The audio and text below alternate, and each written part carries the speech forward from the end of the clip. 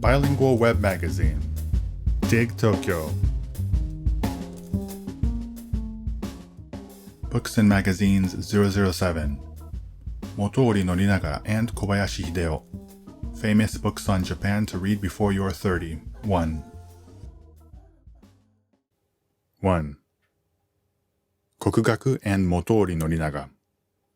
Throughout modern history, many foreign writers have written about Japan and the Japanese identity, trying to decipher its many peculiarities.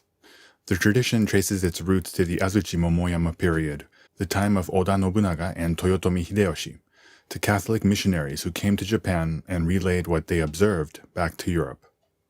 Footnote: the Azuchi Momoyama period refers to the final 30 years or so of the Sengoku Warring States period, leading up to the unification of the whole country. In narrow terms, it spans the years from 1573 to about 1603. In 1573, the powerful daimyo, feudal lord Oda Nobunaga, established a government with control over most of Honshu, Japan's main island. After his death, Toyotomi Hideyoshi would bring even more of the country under his control before dying in 1598. And the country would finally be unified in 1603 with the establishment of the Tokugawa shogunate in Edo, modern-day Tokyo. The name Azuchi Momoyama refers to two castles that served as a base of operations for their respective governments: Oda's Azuchi Castle in modern-day Shiga Prefecture on the eastern shore of Lake Biwa, and Toyotomi's Fushimi Castle, which was on Momoyama Hill in modern-day Kyoto. Footnote: Oda Nobunaga was a Sengoku period daimyo, feudal lord, who played a central role in unifying the country, not including modern-day Okinawa and Hokkaido. He is considered one of Japan's three great unifiers, the others being Toyotomi Hideyoshi and Tokugawa Ieyasu. Oda was notorious for his brutal, cunning tactics, removing any threats to his rule with ruthless efficiency. At the same time, he is recognized for revolutionizing castle architecture, spreading the tea ceremony among the samurai class, and generally being deeply interested in culture. In 1582, while Oda was staying at Honnoji Temple in Kyoto, he was attacked by troops led by Akechi Mitsuhide, one of his most trusted generals. Oda is said to have either committed ritual suicide or perished in the flames as the temple was burned to the ground. Footnote: Toyotomi Hideyoshi was the second of Japan's three great unifiers during the final phase of the Sengoku period. Born to a lower-class peasant family, Toyotomi improbably climbed the samurai ranks as a retainer to Oda Nobunaga, eventually succeeding Oda after his death and successfully bringing the country under his control. He issued a range of regulations, with a view to solidifying his rule and class structure. Perhaps most famous was his sword hunt, which involved confiscating weapons from peasants and priests and allowing them only to the samurai class. At the same time, he also contributed greatly to the development of the arts, especially the tea ceremony and no theater. As for treatises on Japan and the Japanese identity by Japanese authors, the literary tradition has its root in the Kokugaku, an academic movement emphasizing Japanese classical studies, scholars of the Edo period, specifically the latter half of the 18th century. Two of the seminal works of the genre were written by Motoori Norinaga, who is best known for identifying the underlying concept of mono no aware in classical Japanese literature. Kojiki-den, Commentaries on the Kojiki, and Genji Monogatari, Tama no Ogushi, his annotations on the tale of Genji. Such works by Kokugaku scholars continue to be acutely helpful in understanding Japan, even now in the 21st century. It is also important to note that the Kokugaku movement would influence Japanese thought, and indeed the course of Japan as a country throughout the 19th and 20th centuries. It would serve as the basis for the Sonno-jōi movement at the end of the Edo period, the Japanese essentialism, Kokusui Shugi, and emperor-centered historiography, Kokoku Shikan, movements that emerged after the Meiji Restoration, and more, all of which would come to a head in the mid-20th century. Footnote: Kokugaku, literally national study, was an academic movement that emerged in the middle of the Edo period. It was in opposition to the dominant scholarship of the day, which emphasized study of classic Confucian and Buddhist texts and thought, known as Kangaku, or Chinese studies. Instead, it emphasized the study of Japanese classics, Shinto, and the golden age of Japanese culture, before the influx of foreign modes of thought. Kokugaku scholars such as Motoori Norinaga would greatly influence later Japanese thought, specifically the Sonno-jōi movement at the end of the Edo period, and Japanese essentialism and emperor-centered historiography in the Meiji period. Footnote: Motoori Norinaga was one of the leading figures of the Kokugaku academic movement in Edo period Japan. He moved to Kyoto at 22 to study medicine, and there he would gradually be drawn towards the Japanese classics and traditional Heian court culture. Later, he returned to his hometown and opened up a medical practice, while using his spare time to continue his research into the Japanese classics. Through his work, he would come to identify what he considered distinctly Japanese sensibilities and culture. Japanese in this narrow sense does not include modern-day Okinawa or Hokkaido. Best known among these is the concept of mono no aware. Footnote: Mono no aware is a concept put forth by Motoori Norinaga that literally means the pathos of things. It refers to a certain sensitivity to nature and ephemera, and wistfulness felt in the face of the impermanence of things. At a time when Japanese Heian period classics were being interpreted through the lens of Confucian and Buddhist philosophy, Edo period scholar Motoori identified mono no aware as a distinctly Japanese sensibility that underpinned Japanese literature, specifically the tale of Genji. The concept has greatly influenced Japanese aesthetics and values ever since. In modern society, it is perhaps most evident in the appreciation the Japanese have for the natural phenomenon of cherry blossoms, which are strikingly beautiful but quickly fall and scatter. Kojiki. The Kojiki is Japan's oldest written historical record, said to have been composed in 712 by Ono Yasumaro and presented to the 43rd monarch of Japan, Empress Genmei. It chronicles the origin of kami, deities, and the Japanese archipelago through myths, legends, and semi-historical accounts, and puts forth a narrative that supports the imperial line. Kojiki-den. Kojiki-den is Motoori Norinaga's 44-volume commentary on the Kojiki.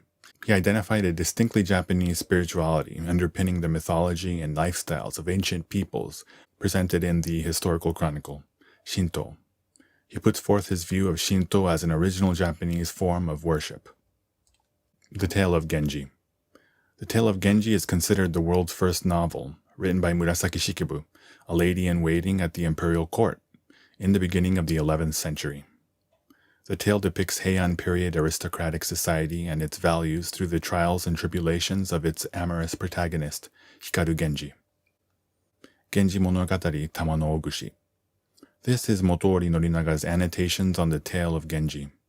Motoori rejects the dominant interpretation of the day, which was based on Confucianism and Buddhist teachings, and approached the novel as a tale of morality. Instead, he identifies mono no aware as the underlying concept that can be seen throughout the story. Footnote: Bakumatsu is a Japanese word referring to the final years of the Edo period and rule under the Tokugawa shogunate. Specifically, it refers to the years between 1853 and 1868. The former is when Commodore Matthew Perry arrived in Japan with his black ships and ended Japan's sakoku, isolationist policy. And the latter is when the collapse of the Tokugawa shogunate and the Meiji Restoration led to the establishment of a new government headed by the emperor. Footnote: Sonno-jōi is a philosophy that has its origins in Song period Neo-Confucianism. It is about revering the monarch, in Japan's case, the emperor, and expelling the barbarians, in Japan's case, Western powers. The philosophy also drew from Edo period movements like Kokugaku and was used as a political slogan by Bakumatsu forces attempting to overthrow the Tokugawa shogunate and restore the emperor as the head of the government. Footnote: Kokusui Shugi, or Japanese essentialism, is a type of nationalism that emerged out of apprehensions regarding what was perceived as the Meiji government's reckless embrace of Westernization. It stresses the importance of Japan's own culture, traditions, and lifestyles, and strives to maintain them. Kokusui Shugi is sometimes translated as ultranationalism, but it was originally not a rejection of Western modes. Rather, it was a call to embrace those modes selectively, with the ultimate goal being for Japanese society to develop its own independent direction. However, in the Taisho period and later in the Showa period, this school of thought gradually morphed into the belief that Japanese culture and traditions were superior to that of other countries. That, in turn, would rear its ugly head as colonialism, militarism, and xenophobia, and lead to international conflicts culminating in the Second World War. Footnote: Emperor-centered historiography was the view of history that saw the history of Japan as revolving and having developed around the imperial line. It claimed the myths depicted in old historical records like the Kojiki were historical fact, and subsequently served as the foundation for the militaristic education in the first half of the 20th century. It emphasized the superiority of Japanese history and culture, and its proponents claimed that Japan had been ruled by one unbroken line of monarchs. The ideology is considered to have formed the basis for Japanese imperialism. 2. Kobayashi Hideo and Overcoming Modernism. When considering Motoori Norinaga's legacy and the various schools of thought and movements that led to militarism and the Second World War, one intellectual that proves to be an essential piece of the puzzle is Japanese literary critic Kobayashi Hideo. In post-war Japan, the majority of thinkers and intellectuals shifted to the left, denouncing the war Japan had just lost as a mistake and pointing the blame squarely at their own country. Kobayashi, however, points out that they were simply rejecting their own past under the pretense of reckoning with the country's actions. In his eyes, their self-reflection was a fraud. Instead, he suggests that true reckoning involves understanding and accepting at face value Japan's history and culture. In that sense, Kobayashi's critical study of Motoori Norinaga was not only the culmination of his life's work, but his own sincere attempt at reckoning with Japan's defeat. Footnote: Kobayashi Hideo was a Japanese literary critic. He studied French literature at the Imperial University of Tokyo, modern-day University of Tokyo, and was well-versed in world literature, modern Japanese authors like Shiga Naoya, and the Japanese classics. He is considered the father of modern literary criticism in Japan. In his later years, he was a prominent conservative intellectual. His collection of essays, Kangaeru Hinto, Hints for Thinking, was a bestseller, with passages being frequently used for test questions in university entrance exams. Kangaeru Hinto, Hints for Thinking. In this collection of essays, Kobayashi writes about a range of topics, from conscience to criticism to his thoughts on certain historical figures. Especially prudent are his words on criticism. It can be said that critiquing is a special skill that is about praising others. Disparaging others, it can be said, does not even qualify as a tool at the critic's disposal, and as a mental attitude, it is completely at odds with the spirit of criticism. To put it another way, appreciating literary works, and in more general terms, pretty much anything, in terms of like or dislike, is antithetical to the act of thinking about them. We live in times when so often we opt to Google things instead of thinking about them or considering them critically. On social media, people spend all of their time poking holes and finding fault in everything they come across. This book has never been more essential. Motoori Norinaga. This critical study is representative of Kobayashi's later works and can also be considered as the culmination of his life's work. Kobayashi brings Motoori's line of thinking into relief, and comments on how the latter's work in analyzing Japanese classics greatly influenced the Meiji Restoration and Japan thereafter. This is an important book not only in terms of considering Motoori Norinaga's legacy, but in terms of rediscovering the Japanese identity. Overcoming Modernity. Overcoming Modernity was a symposium organized by literary magazine Bungakukai in 1942. At a time when national support for the war was at a high after the victory of Japan's attack on Pearl Harbor. The two-day discussion involved 13 intellectuals, including Kobayashi, who tackled the various ideological issues that had manifested with the modernization of Japan beginning in the Meiji era. The magazine published a feature on the symposium, along with several essays by some of its participants. This book compiles that content into one volume. Modernization, at least in this context, is synonymous with Westernization or Western ideology.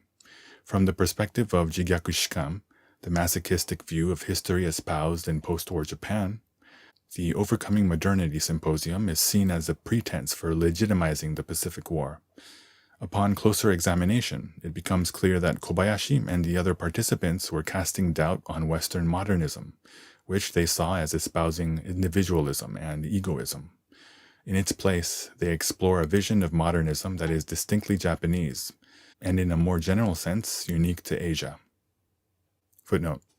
Jigyakushikan is a derogatory term that refers to a masochistic view of Japanese history that was espoused in Japanese society and education after the country lost the Pacific War.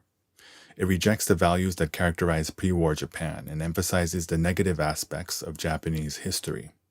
Also included in this volume is a critical study and reassessment of the symposium by Japanese sinologist Takeuchi Yoshimi. Takeuchi recognizes the attempt the participants made to formulate a new ideological framework, but ultimately concludes that the symposium ended a failure. The question we must now ask is, if Western modernism has been a success? As the past 2 to 3 decades have demonstrated, it has brought about the collapse of the Japanese family unit, and in a more general sense, Japanese society as a whole. And looking around the world, the fabric woven by democracy is tearing at the seams. We now stand at a point in history where we must consider how we may overcome modernity. When envisioning a future for Japan, the resolve of figures such as Motoori Norinaga and Kobayashi Hideo are an essential cultural touchstone. Epilogue. In Memoriam. On February 24, 2019, the Japanese literary scholar, Donald Keene, passed away at the age of 96. Through his writings and lectures, Keene-sensei gave the world a window into not only Japanese literature, but also Japanese culture and the Japanese identity. For that, all Japanese owe him a debt of gratitude. In the aftermath of the Tohoku earthquake and tsunami on March 11, 2011, Keene-sensei announced his intention to settle in Japan permanently, and he became a Japanese citizen in 2012. This display of solidarity with the Japanese people, especially given his advanced age, moved me greatly. Let us celebrate Keene-sensei and his legacy. Footnote. Here I've purposely chosen celebrate instead of the usual Japanese phrase, gomeifuku wo o inori itashimasu, which roughly translates to may his spirit rest in peace, because Keene-sensei leaves behind a towering body of work that culminated in him being awarded the Order of Culture and led a long, fruitful life that deserves to be celebrated. Truly, he possessed an awakened intellect. Footnote. The Order of Culture is a Japanese order awarded to those who have made significant contributions to the development and advancement of Japanese culture. The order is conferred by the emperor at a ceremony held every year at the Imperial Palace on November 3rd, Culture Day. Books and Magazines 007 Motoori Norinaga and Kobayashi Hideo. Famous Books on Japan to Read Before You're 30. 1.